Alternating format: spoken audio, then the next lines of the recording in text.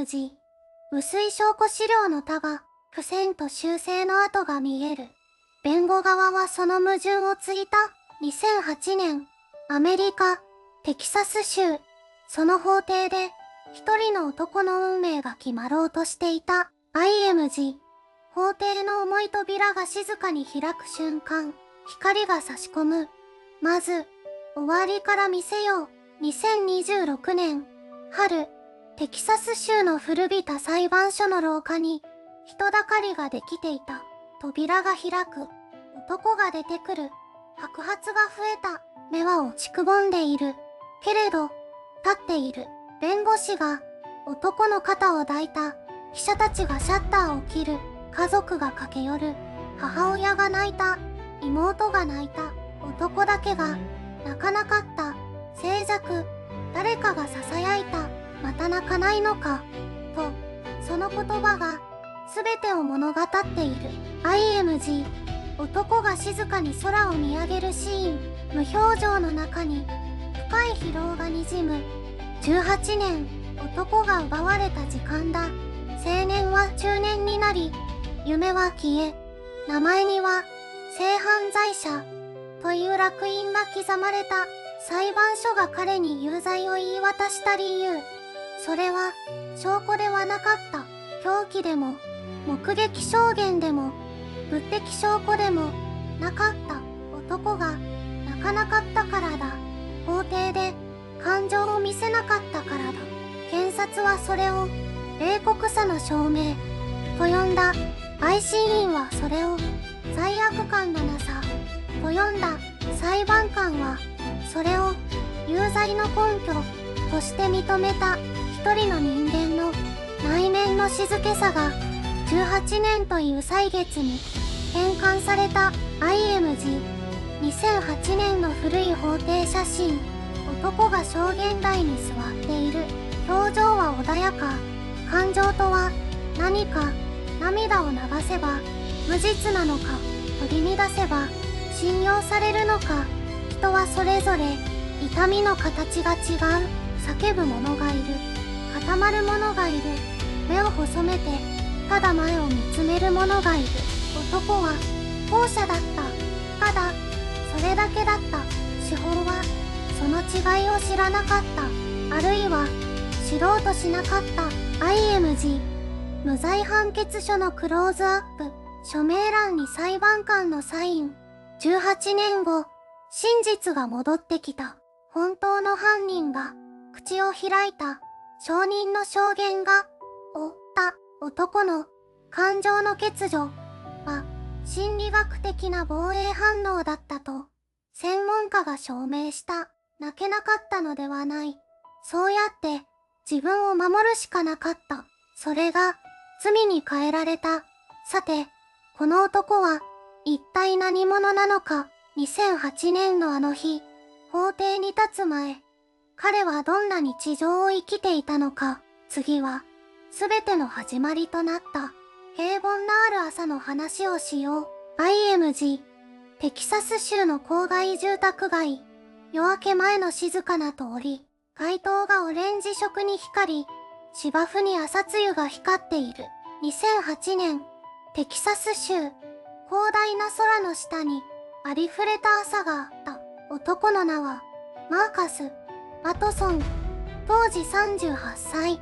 テキサス州ヒューストン郊外の静かな住宅街に暮らしていた。IMG、倉庫作業員として働く男性の後ろ姿。フォークリフトの音。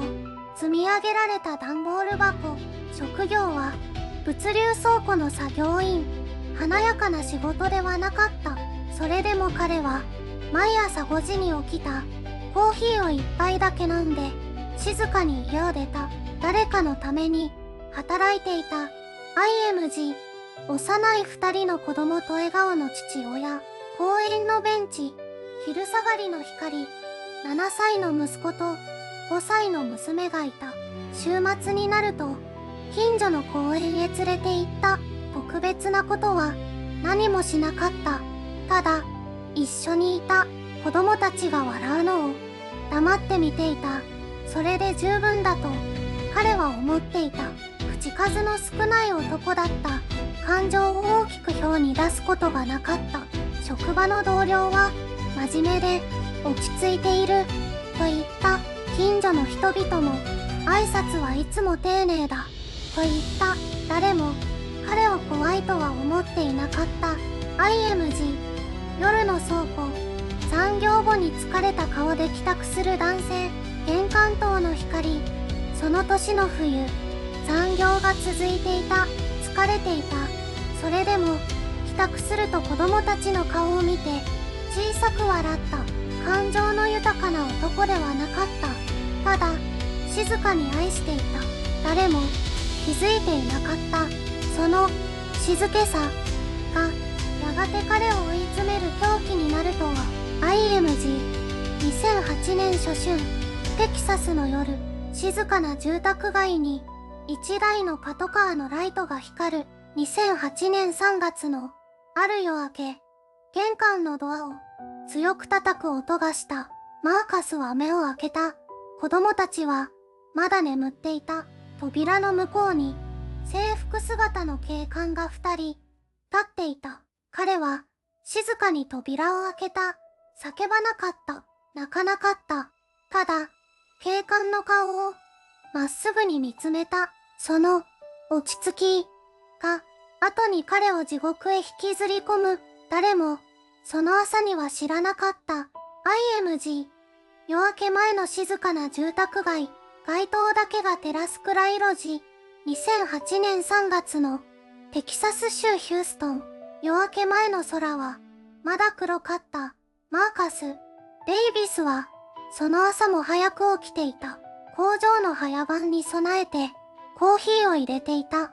子供たちは2人奥の部屋で眠っていた。妻が家を出て3ヶ月。それでも彼は毎朝この家を守っていた。ドアを叩く音がした。1度、2度、そして3度目は強く。マーカスはカップを置いた。ゆっくりと廊下を歩き、扉を開けた。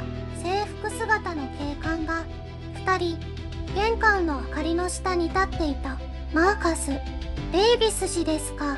彼は静かにうなずいた。叫ばなかった。震えなかった。ただ警官の目をまっすぐに見た。IMG 玄関先で向き合う男と2人の警官。冷たい朝の光。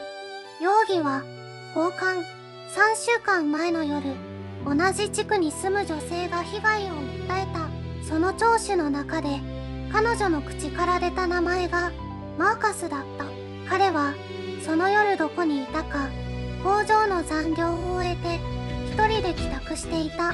目撃者はいなかった。防犯カメラの映像も決定的な角度では撮れていなかった。状況はただそれだけだった。それだけで彼は連行された。IMG パトカーに乗せられる男の後ろ姿。子供たちの眠る家が遠ざかる。近隣住民の間で噂は広がった。あの家の父親が捕まったと。職場には警察から問い合わせが入り、翌週には彼の席が消えた。弁護士費用を工面しようにも口座には3週間分の生活費しか残っていなかった。それでもマーカスは取り乱さなかった。拘置所の面会室で弁護士と向き合うとき、警察の事情聴取で同じ質問を何度繰り返されるとき、彼の表情は崩れなかった。なぜ泣かないのか、なぜ怒鳴らないのか。担当刑事は後の証言でこう述べている。被疑者は終始異様なほど冷静だった。感情的な反応が見られなかった。その一言が記録に残った。IMG 薄暗い取調室。机を挟んで向き合う刑事と無表情の男。記録はやがて法廷へと持ち込まれる。そして冷静さというただそれだけの事実が一人の人間の18年を奪う狂気へと変わっていく。IMG 冷たい蛍光灯の光が照らす法廷。木製の証言台が中央に置かれている。2008年秋、テキサス州の地方裁判所に、一人の男が連行された。手錠、護送車、そして冷たい拘置所の壁。彼の日常は一夜にして消えた。取り調べ室での尋問はすでに記録されていた。被疑者は終始異様なほど冷静だった。感情的な反応が見られなかった。担当刑事のその一言が今まさに法廷へと持ち込まれようとしていた。IMG 法廷のスケッチ。無表情で座る被告の姿。起訴状に記された罪名は強姦。被害者の証言と状況証拠。それだけが検察側の手持ちだった。物証は驚くほど薄かった。DNA 鑑定の結果は一致を示していなかった。目撃証言は一人の女性によるものだけ。しかも事件から数日後に行われた面通しで、彼女は一度別の男性を指さしていた。その事実は裁判資料の深いところにひっそりと埋まっていた。IMG 無水証拠資料の束。付箋と修正の跡が見える。弁護側はその矛盾をついた。しかし法廷の空気はすでに傾いていた。検察官は陪審員に向かってこう言い放った。この男を見てください。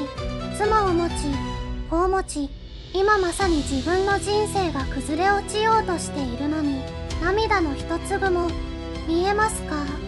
静寂、陪審員たちの視線が彼へと集まった。彼は動じなかった。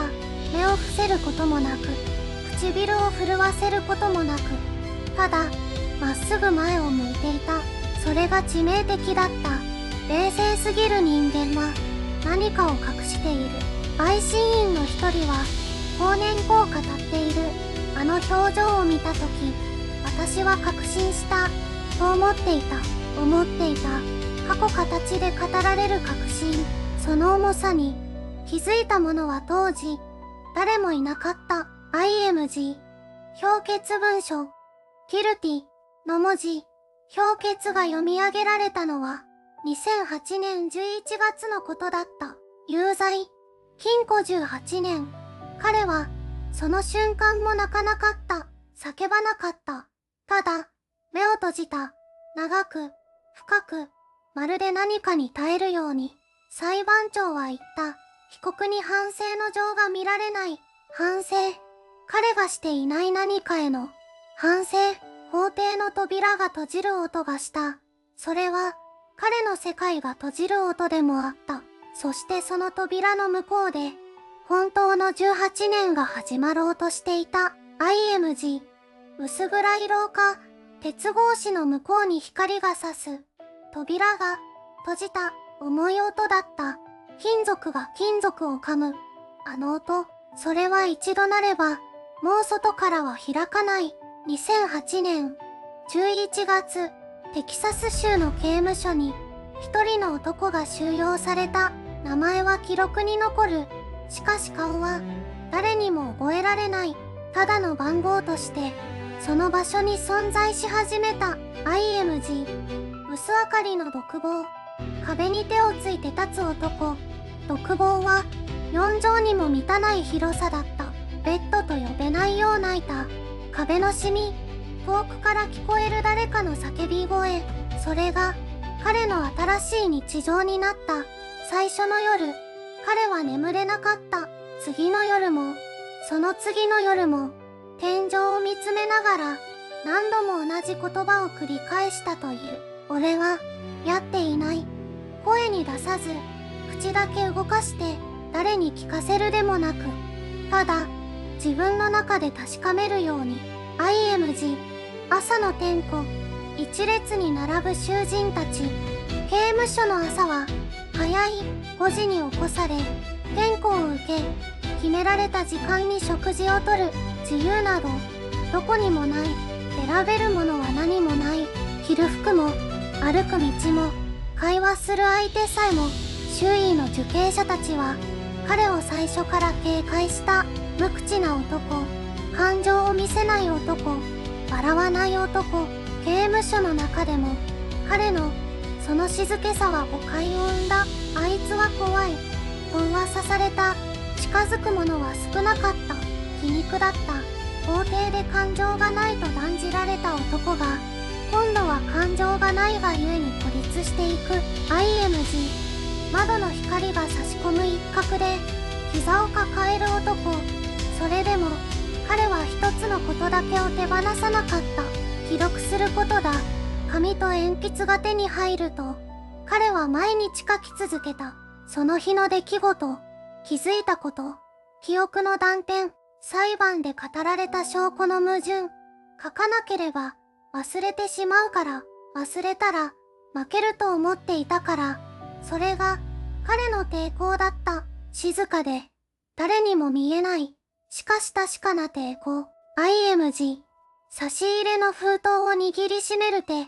3年目の冬、一通の手紙が届いた。弁護士からではない、家族からでもない。差出人の名前を見たとき、彼は長い間封を切れなかった。手が震えていた。初めて震えていた。その手紙が何を意味していたのか、それはまだ誰にも語られていない。ただ一つ言えることがある。彼を18年間つなぎ止めた糸はこの日切れずにいた。そして諦めなかった人間がもう一人いた。 IMG。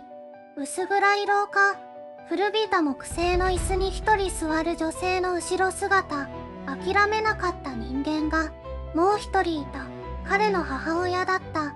70を過ぎた体で彼女は毎月刑務所への面会を続けた。往復6時間の道のりを一度も欠かさずに。息子は無実だ。その言葉を彼女は誰にでもどこでも言い続けた。弁護士事務所の受付で、市議会の廊下で、地元紙の記者に向かって声は震えていても目は揺れなかった。 IMG。 積み重なった裁判資料、付箋だらけのファイル。担当弁護士が変わったのは判決から5年目のことだった。新しく手を挙げたのは30代の若い女性弁護士だった。彼女はもともと無実を訴える受刑者の支援を専門とする非営利団体に所属していた。給与は低かった。将来の保証もなかった。それでも彼女はこの案件のファイルを読んだ夜、眠れなかったと後に語っている。眠れなかった理由は怒りだった。判決文のどこを読んでも物証らしい物証がなかった。あったのは感情が薄いという陪審員の印象だけだった。彼女はファイルを閉じ、もう一度開いた。そして翌朝、受任届に署名した。 IMG。 市民団体のオフィス。壁一面に貼られた地図と写真。市民団体も動き始めた。冤罪被害者を支援する全米規模の組織がこの案件を公式に取り上げたのは判決から8年目の秋だった。彼らは SNS で情報を拡散し、署名を集め、地元メディアに働きかけた。1万筆、3万筆、5万筆。数字は確かに増えた。変わったのは数字だけではなかった。元証人の一人が当時の証言に誤りがあったと団体の調査員に打ち明けたのもこの時期だった。 IMG。 刑務所の面会室。強化ガラス越しに向き合う二人。面会室で彼は弁護士の顔を見た。新しい弁護士は開口一番こう言った。あなたの話を最初から聞かせてください。判決以来誰も言わなかった言葉だった。彼は長い沈黙の後話し始めた。声は低く、感情の起伏はなかった。かつて陪審員が冷たいと断じたあの声で弁護士は一言も遮らなかった。ただ書き続けた。その夜、彼女のノートには新たな調査対象の名前が記されていた。18年間誰も追っていなかったある人物の名前が。 IMG。 古びた証拠袋が机の上に並ぶ。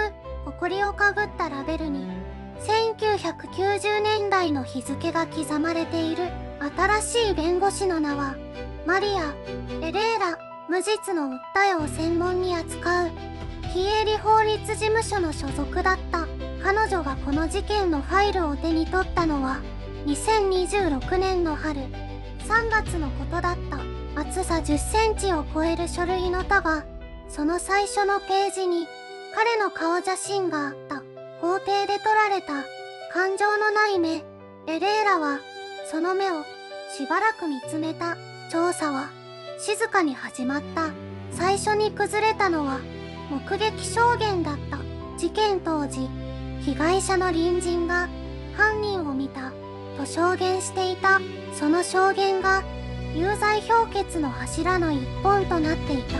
エレーラは、その隣人を探し出した。住所をたどり、電話をかけ、ドアをノックし続けた。7回目に、扉が開いた。老いた女性が、立っていた。彼女は、長い沈黙の後、口を開いた。警察に言われた通りに、言ったのよ。一言ずつ、確かめるように、本当のことを、言う機会を、くれなかった。その証言は、録音された。次に動いたのは、DNA 鑑定だった。当時の鑑定では、技術的限界から、特定不能、とされた資料が、証拠保管庫に眠っていた。18年間、誰も再鑑定を求めなかった。エレーラは申請書を提出した。却下された。再提出した。また却下された。3度目の申請で、ようやく裁判所が動いた。2026年の夏、鑑定結果が届いた。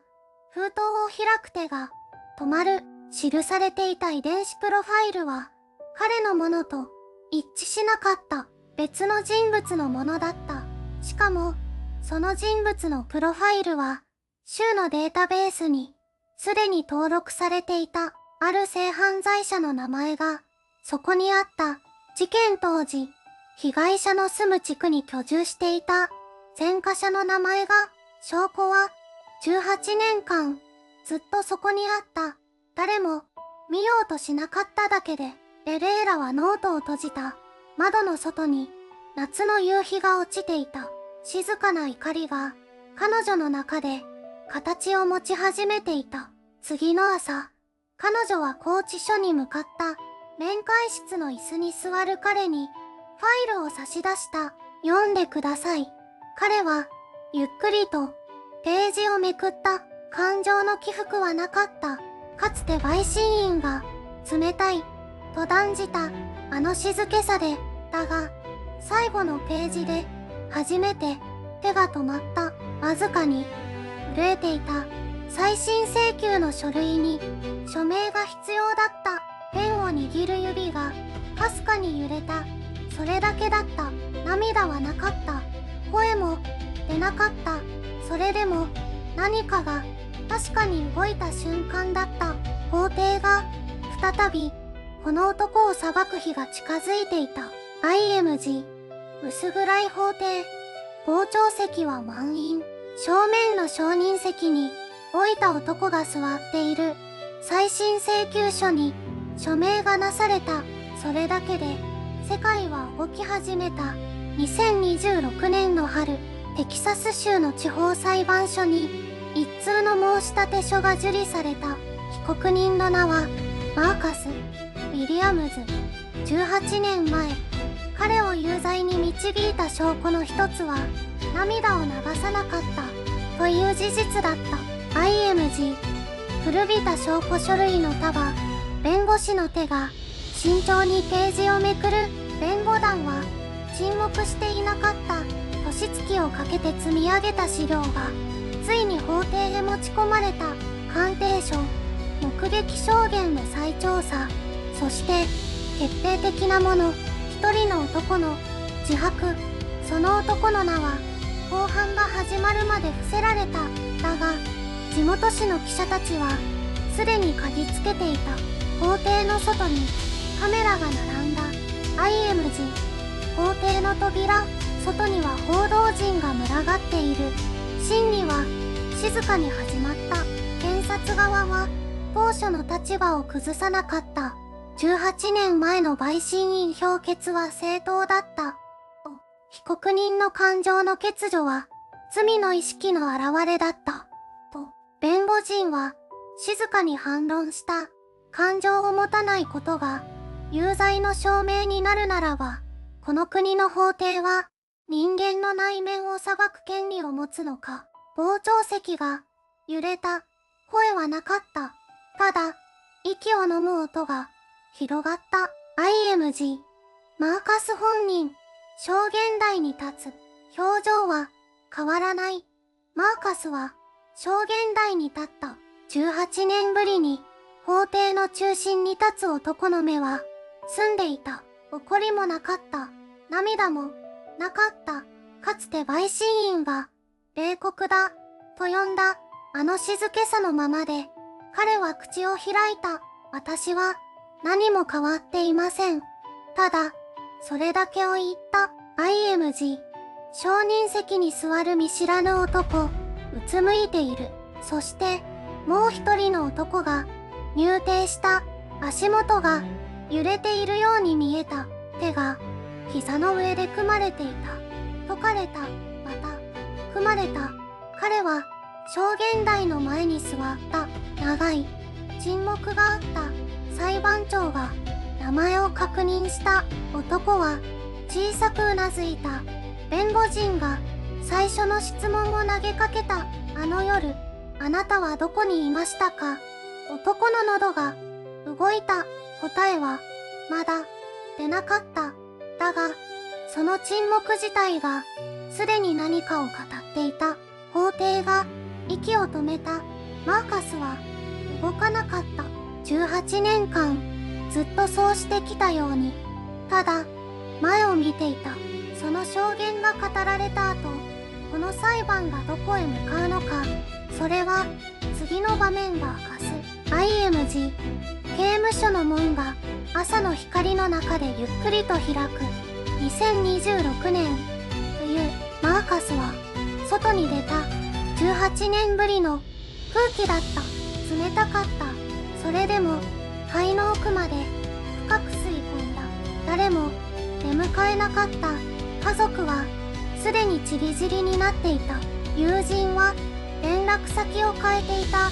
彼が閉じ込められていた間、世界は何事もなかったように起き続けていた。IMG。誰もいない駐車場に立つ男の後ろ姿。保証金の話が出た。州政府は47万ドルの支払いを提示した。弁護団はそれを前進と呼んだ。マーカスは何も言わなかった。18年。その数字に値段をつけるとしたら、一体いくらが正しいのか、誰も答えを持っていなかった。IMG。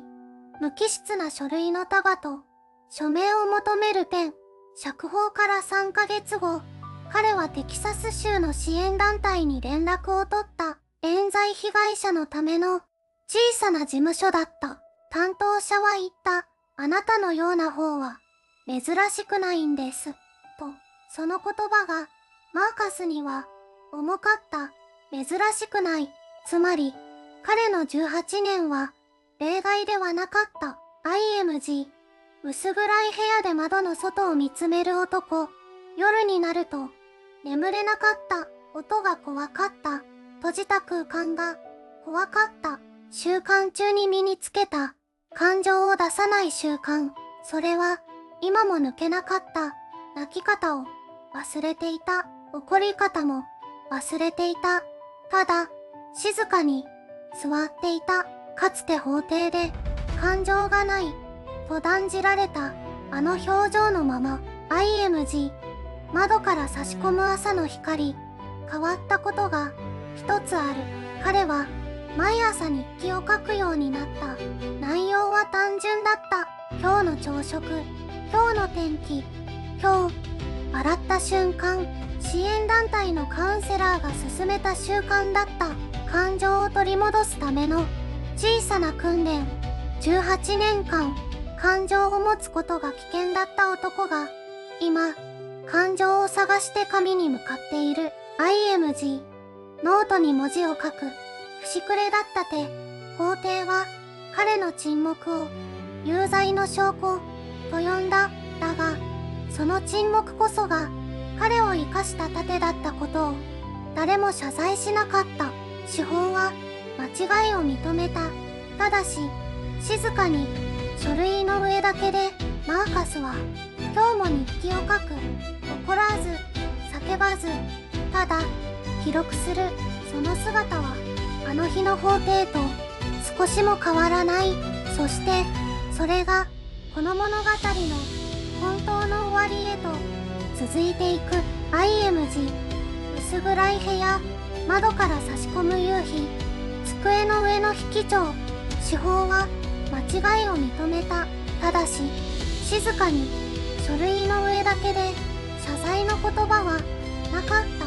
記者会見もなかった。彼の名前を呼ぶ声もなかった。マーカスが失った18年はどこにも記録されていない。IMG。古びた引き帳のページ、インクのシミ。彼は今日も日記を書く。怒らず、叫ばず、ただ記録する。その姿はあの日の法廷と少しも変わらない。感情を見せなかった男。その冷静さを罪と呼んだ人々は今どこで何をしているのだろう。検察官は昇進した。裁判官は定年退職した。陪審員たちはそれぞれの日常に戻った。誰も裁かれなかった。IMG。法廷のシルエット、空席の傍聴席。ここで一つ問いたい。もしマーカスが泣いていたら、感情を爆発させ、声を荒げていたら、彼は無罪になっていたのだろうか。答えは誰も知らない。それが最も恐ろしい。感情の正しい見せ方を司法が決める社会。怒れば凶暴性の証拠、泣けば演技と言われ、黙れば反省がないと断じられる。どんな顔をしても有罪への道は開いている。IMG。夕暮れの街、歩く一人の人影。マーカスの事件は2026年現在も完全な法的救済には至っていない。彼の無実は証明された。だが国家の責任はまだ問われていない。静かな戦いは続いている。IMG。窓の外を見つめる横顔。彼が日記に書いたある一文がある。私は泣かなかった。それは弱くなかったからではない。崩れてしまったらもう二度と立てない気がしたから。法廷はその沈黙を読めなかった。人の心の深さを感情の量で測ろうとした。その傲慢さが一人の人生を18年奪った。IMG。日記帳に走る一方のペン。マーカスは今日も書く。静かに、丁寧に。それが彼の抵抗だから。あなたはこの物語をどう読んだだろうか。